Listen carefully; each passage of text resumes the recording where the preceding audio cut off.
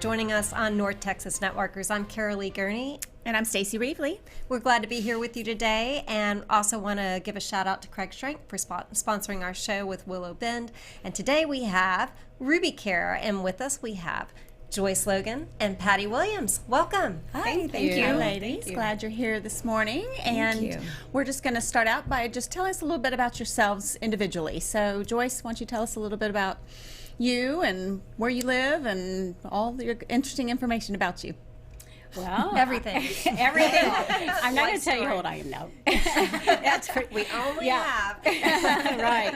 I live in Plano, Texas, but I'm originally from Ohio, but I've lived in Texas more in my life than I did in Ohio. So I guess I call myself a native now. A native. So yeah. Even though you're a Buckeye.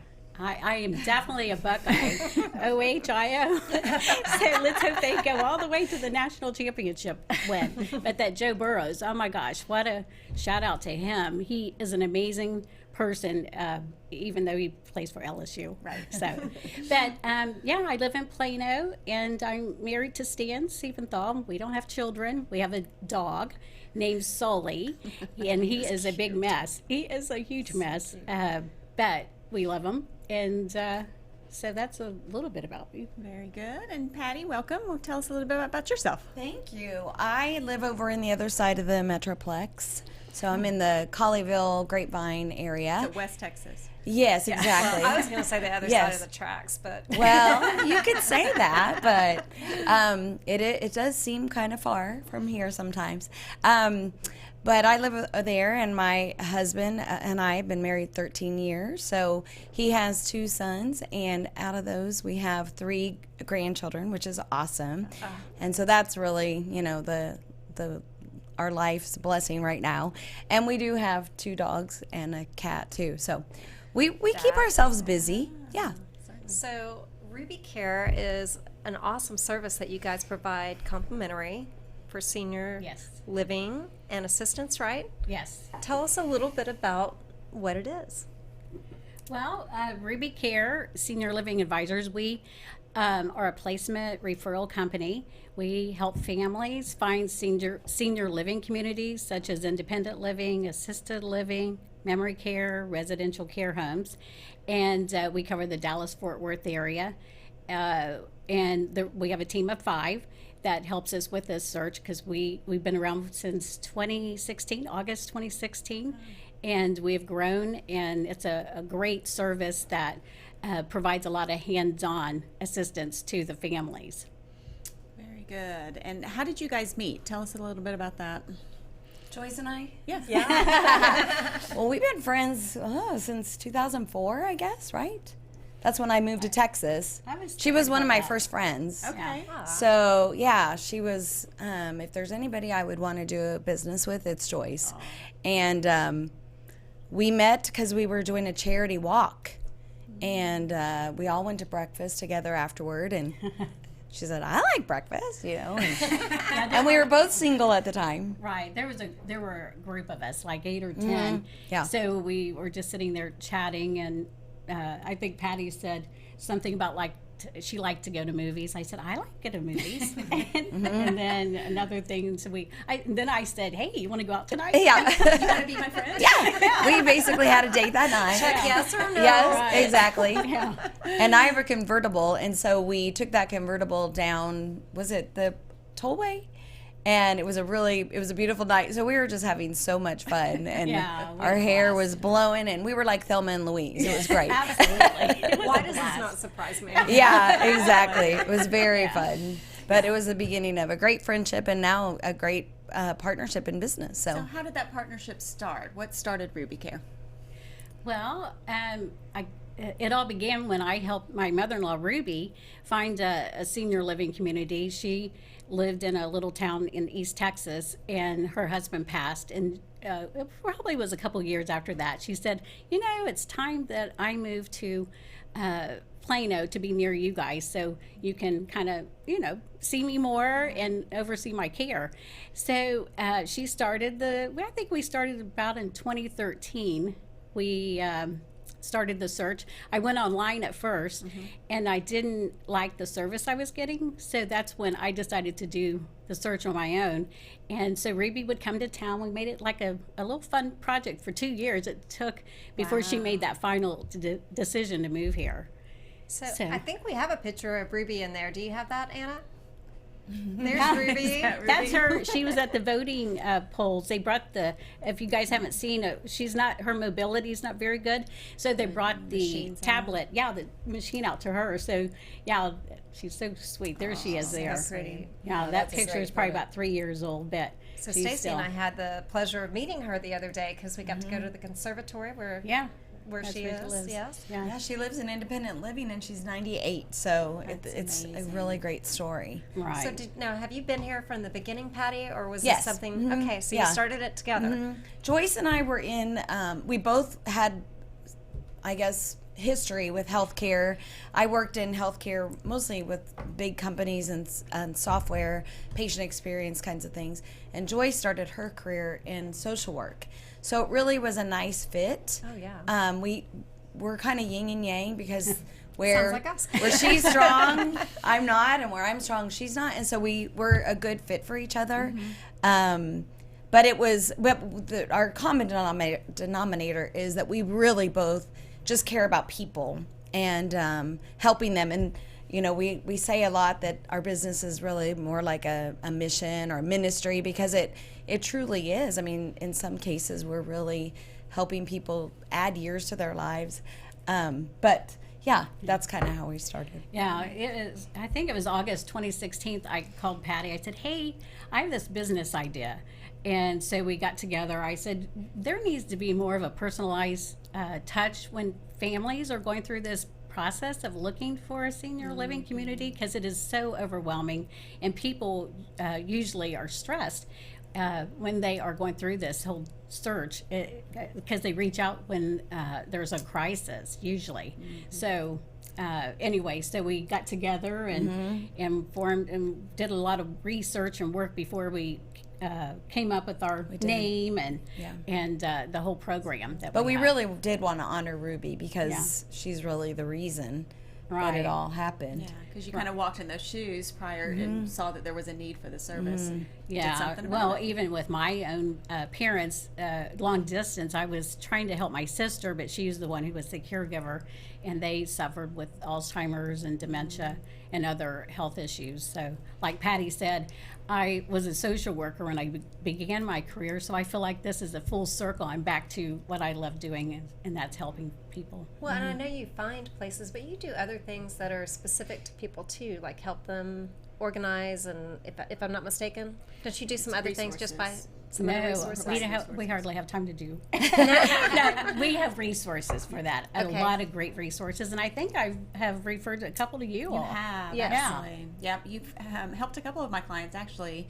One whose mother was kind of in a crisis situation, and you were able to get them placed somewhere where she got the needed services pretty quickly, and she was very appreciative of that, because like you said, when they're in that crisis mode, you don't even know where to start, because you haven't gone down that path before, and you don't know what's out there. And then another one just needed help getting her house organized and ready to sell. And so you had a great resource that came over and helped her.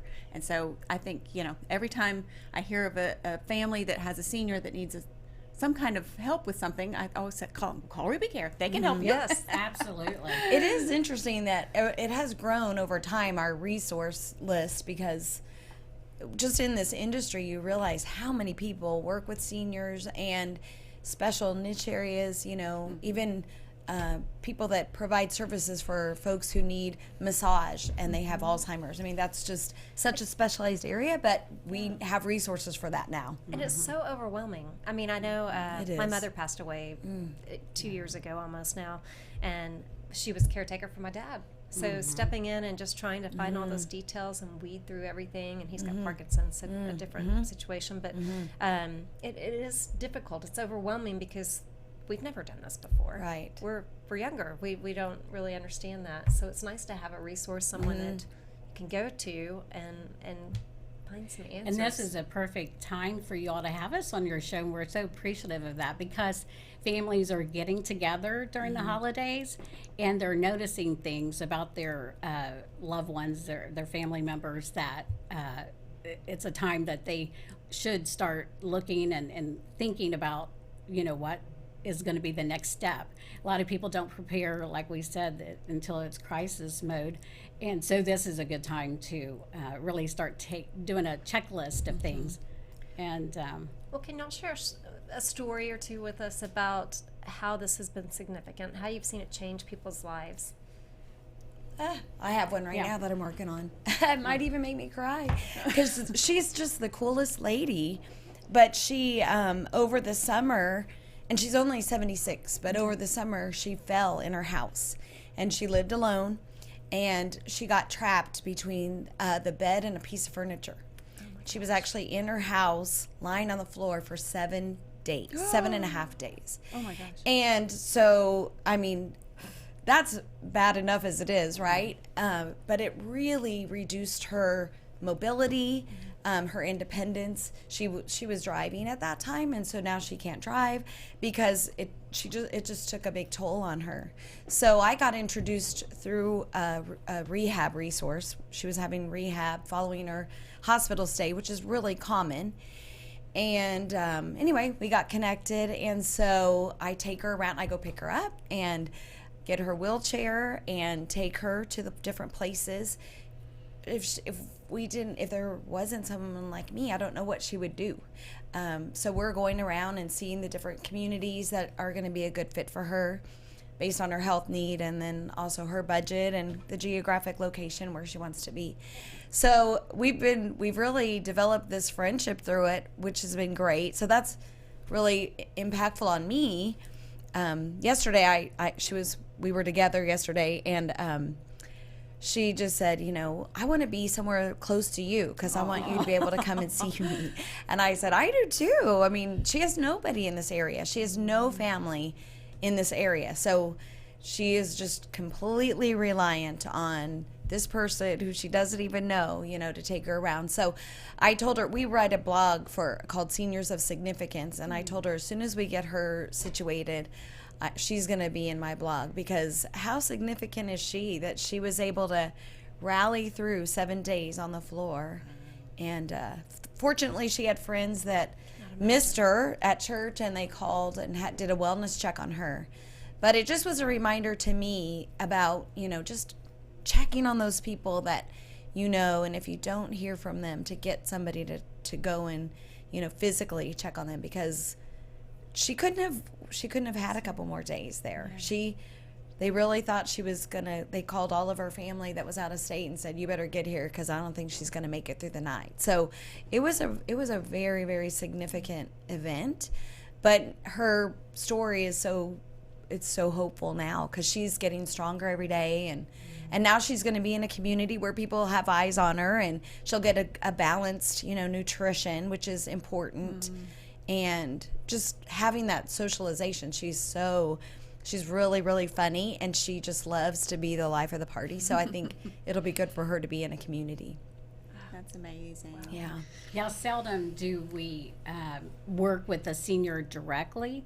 I would say when you say 80-90% of the time we're working with the adult children. And so that makes it a little more unique.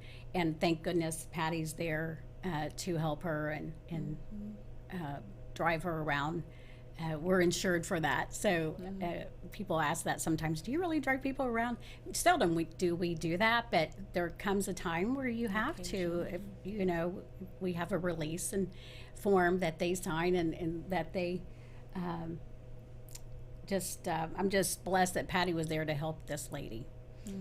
It's funny that somebody asked me the other day, how is your person? And she mentioned something, and I said, we have so many of those every day that I can't even picture the one you're talking about, because it seems like everybody really does have a unique story. They do. And either the kids, you were mentioning about your mom passing, and just, we call it well, we don't call it, everybody calls it the sandwich generation, but people who have young kids either at home or, they're still supporting in some manner, maybe they're in college or something, and then they have aging parents that might live with them or just nearby where they're caring for them. So you're struggling to juggle all those things. And like you said, Caralee, there's just sometimes you just don't even know where to start. And I was working with a lady yesterday. She went to her doctor, and the doctor told her to go to these 3 places. Well, they were all places that were not even right for her care. They were just not appropriate level of care.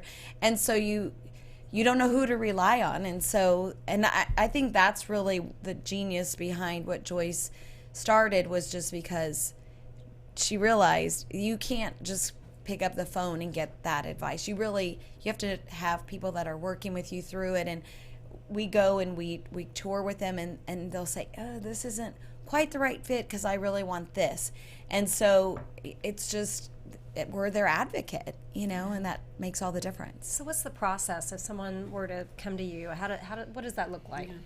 Well, we initially we'll meet with them and do an intake or an assessment. It's not a clinical assessment because we're not nurses or specialize in that, but we'll do an intake and find out what their care needs are, their budget, where they would like to live, and their interest. And then we'll match them up to the communities. And then we'll set up the tours, and we'll tour with them. And like I said, usually it's the adult kid, and we'll meet them at the communities. And toward the end, after they've narrowed it down to 1 or 2, then they may show their parent. Depends on what level, where they are in their health needs at the time. So somebody with dementia, that's obviously going to be a lot different than someone that's independent, that can make some decisions, and they just need to have that second set of ears and eyes. And the kid, usually definitely should have the best interest of their parents in mind, and then they'll end up showing their loved one. But we set up the tour with our people, and really offer that personalized assistance, and they love it. They so appreciate it. Because we could email them a list of questions to look for and things to ask for, but when you're in that moment talking to the communities, you just go blank, or you don't think of all those questions, and we really do guide them through the process of when to look and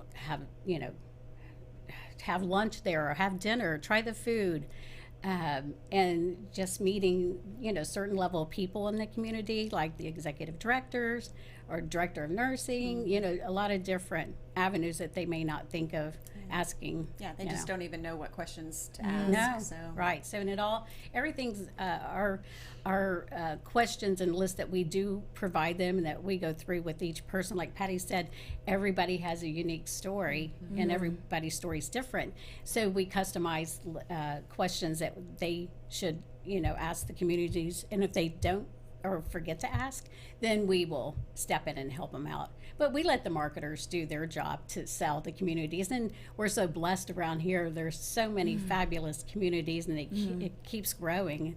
More and more are popping up, and so it's a good thing for the families, because they have a lot a lot of options. That's great. I was going to say something, because Joyce is like the therapist. She's a counselor. Everybody they ask her, she can get people to say anything, really. I believe she can pull stuff out. Stacy and I've known y'all a long time. Yes, she's a great listener. But she's also a really great arbitrator, because she's had families where the 2 sides aren't speaking, and she just brings everybody together and gets them talking and helps the loved one. And sometimes that it can be contentious, because this person wants this thing and this person wants another. And I feel like you've had several of those, but she's done a really great job in just bringing it all back to why we're here and what's important, and just makes it go really smoothly.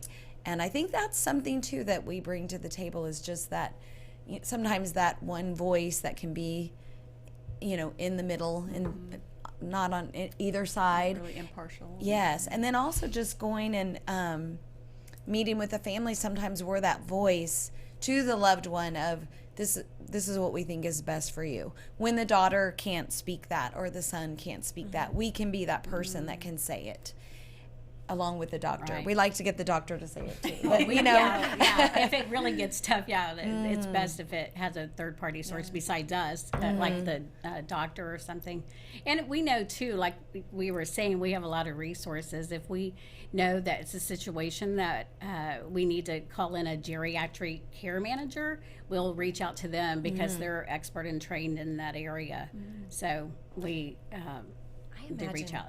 You guys have experienced a lot of different scenarios. Oh, yes. What's one that just stands out that maybe just lights your day up? Oh, I should have thought about that more.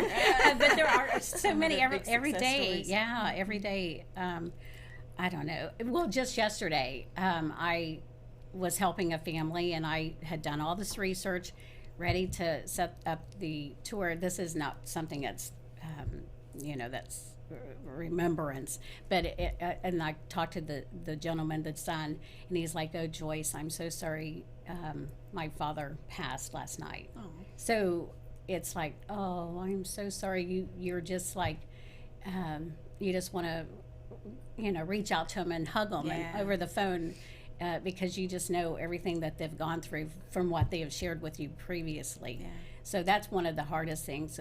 You'll have situations where the family really is looking out for their family, their loved one, and then, it's their time. God has called them home. So, yeah.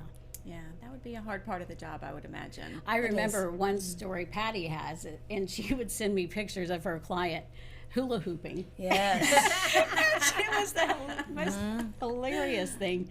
And she actually, that was kind of the story I was thinking of, because she was estranged from her daughter and her son, and I was helping her find a community, and in the middle of that, she had to go into the hospital, and I could see that it was going to be pretty serious, and I was able to reach out to the daughter and got them reconnected. And so she got to see her mom before her mom passed, and got to tell her mom she loved her, and actually that daughter just was at my house for Thanksgiving. We have stayed connected, and she'll probably watch this podcast, and so this is for you. You know who you are. But she's a really neat woman, and it affected her too, that was able to happen. And I keep her photo on my computer, because I want that memory of this is why we do what we do, because some days it's really hard. Yeah. And you worked really hard with a family, and something happens, maybe the person passes, and it's just hard, so sad, and in those instances, and I can look at that photo and just say, okay, this is why we do it. Something good that comes out. Yeah, I have a funny story. I was meeting with a financial planner, and he's like, I have a family that's coming in, and I want you to meet with them. But before we get together with them, I want you to give me a trials run with my own parents. So the parents came in, and I did a PowerPoint presentation and all that, and right in the middle of it, I could tell his mother had already done a lot of research, and she started asking me questions, and I said, well, are you familiar with a lot of these the terminology in communities I'm talking about? She said, yes. And then she said, by the way, when could we start looking? And her son was like floored. He's like, what? I didn't know you had thought about moving. And so anyway, we went looking like the next day or two, and they found a great little home that was close to where they had a home in Plano before. So anyway, it was a funny story. He still laughs at that story that his parents were my first. Yeah, right. Didn't even know it. I wonder, how often do people come to you and they don't have family support? How often is that happen? Oh, yeah. I would say it's pretty common. It's not the most common of folks that I deal with. I think but Patty's had more of that than me. Yeah, I had a case manager call me and said, this lady doesn't have any family at all. She doesn't have money. But I think just knowing you and your warm heart, that you could relate with her. So I went in and met with her, and she did, share a lot of information, and we weren't able to help her at the moment, but I went immediately where they told me where she lived, because I hadn't been there before. It was an affordable housing place, and I just was so touched by this sweet little lady. She was like 95, and I was worried about her. I'm like, I just wanted to go see. So I went to the community, and I felt so comfortable after leaving there, because you could just tell everyone was warm and they looked after one another. So it made me feel a little bit better that she was in maybe a more secure place than I thought, because of the area of town and stuff. So I can just see probably a lot of family members just do get overwhelmed and don't know what to do, so they do nothing. You know, I think that. Well, she didn't have She didn't anybody. have the family. Yeah. Wow, that's amazing. you know what I was thinking of is that time that you placed the mom and the daughter. Oh. That.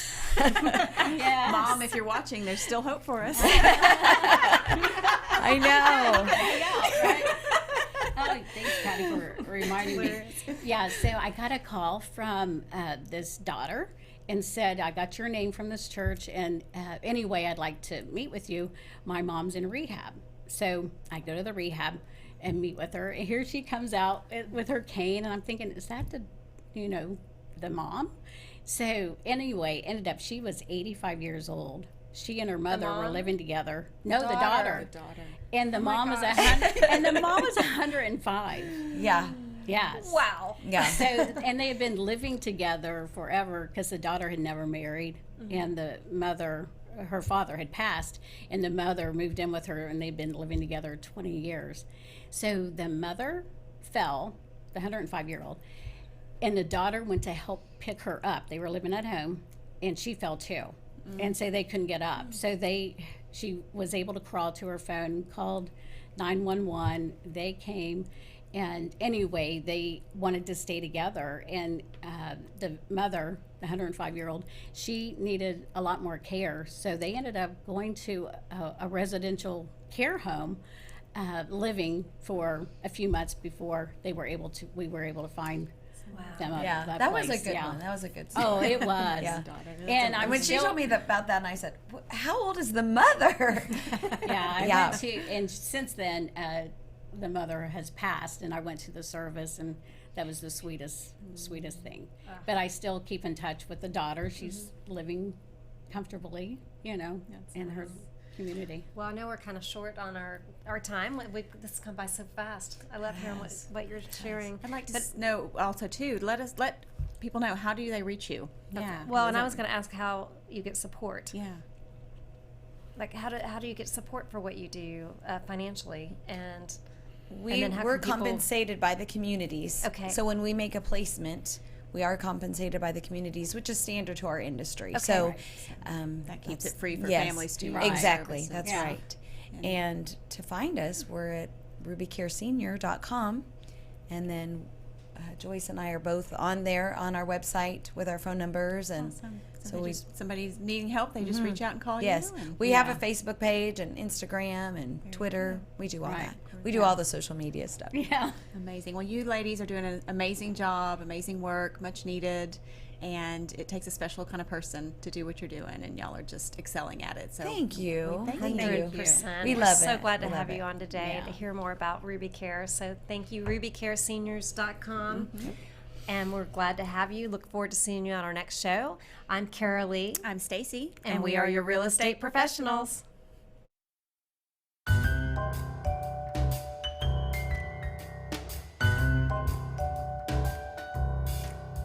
Thank you for joining us on North Texas Networkers. Visit our website, mariposagroupdfw.com. That's MARIPOSA Group dfw.com for more information about the show and other resources. I'm Caralee. And I'm Stacy. And we are your real estate professionals.